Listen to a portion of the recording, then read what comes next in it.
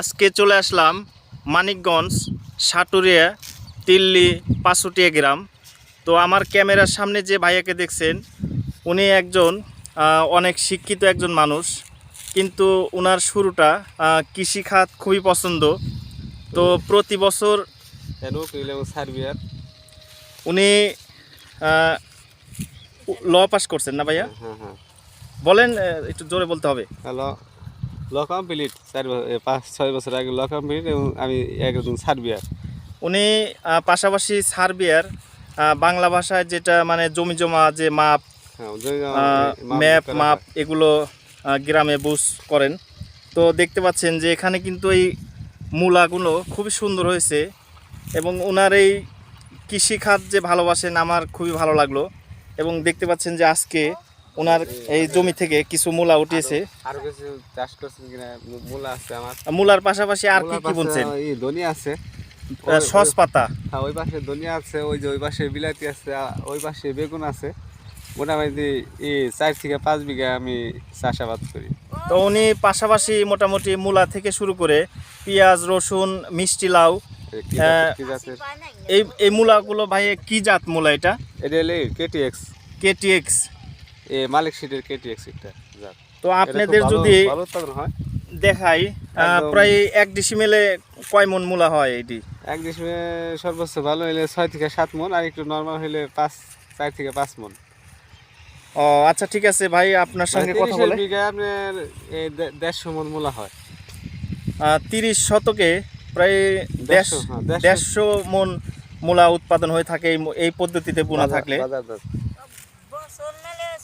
আচ্ছা ঠিক আছে ভাই, ভালো থাকেন, ধন্যবাদ। আমি আপনার মূলার জমিটা দেখাই যে এইভাবে, এই যে দেখেন এই যে মূলাগুলো কিন্তু লাইন করে বোনা হয়েছে আর এত সুন্দর মূলা হয়েছে ওনার। উনি একজন এত বড় মাপের শিক্ষিত উকিল এবং পাশাপাশি সার্বিয়ার। তো দেখেন এখানে কিন্তু বেশ, তো আসলে কৃষিখাত থেকে ফসল উৎপাদন করতে গেলে প্রচুর পরিমাণে কিন্তু অর্থ এবং লেবার খরচ করতে হয়, তারপরে ঘরে এই জমি থেকে ফসল আসে। তো ওনার এই প্রতিভা, উনি এত বড় একজন শিক্ষিত মানুষ হয়ে যে এতগুলো জমি এবং এত সুন্দর করে এই শীত মৌসুমে বিভিন্ন জাতের সবজি বুনেছে। এই যে আপনাদের দেখাই, দেখেন মূলাগুলো কিন্তু এইমাত্র জমি থেকে টান দিয়ে উঠিয়ে হয়েছে। বড় বড় মূলাগুলো বেছে উঠানো হয়েছে। দেখেন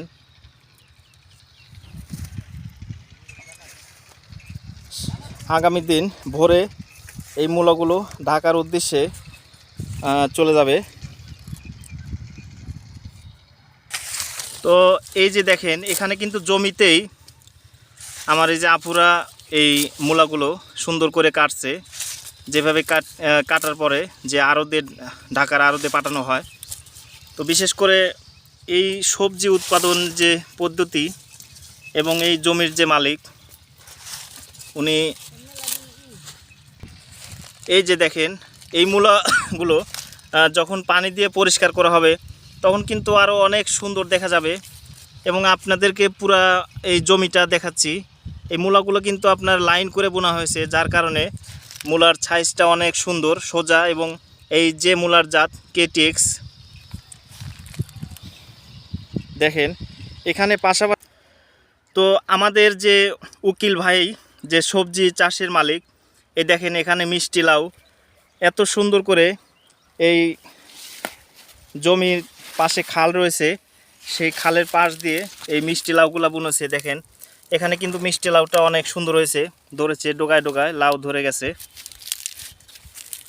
এই যে দেখেন। তো আজকে মানিকগঞ্জ সাটুরিয়া তিল্লির আমাদের উকিল ভাইয়ের সবজি চাষের কিছুটা জমি দেখালাম এবং তার প্রতিভা, তার পরিশ্রমের ফল এগুলো। এবং বর্তমানে সবজির দামও ভালো রয়েছে, অনেক পদের সবজি উনি চাষ করে থাকেন। তো এখন দেখেন এখানে রয়েছে কাঁচামরিচ, এবং বর্ষা মাসে গত কিছুদিন আগে যে কাঁচামরিচ দাম দামটা ছিল 3 থেকে 400 টাকা কেজি। এখন হয়তো বাজারে কাঁচামরিচের দামটা কিছু কমে গেছে। তো এখানে দেখেন এই মরিচ গাছে কিন্তু প্রচুর মরিচ ধরেছে, এবং এই মরিচ গাছটি আপনার যে তামাকের যে চারা, তো তামাকের চারার ভিতরে কিন্তু এই মরিচ গাছগুলো বোনা হয়েছিল। দেখেন মানিকগঞ্জের মাটিতে আসলে রয়েছে মানিক, কারণ যেখানে যা বোনা হয় আল্লাহ তাআলা এত নিয়ামত দান করেছেন যা আমরা ভাষা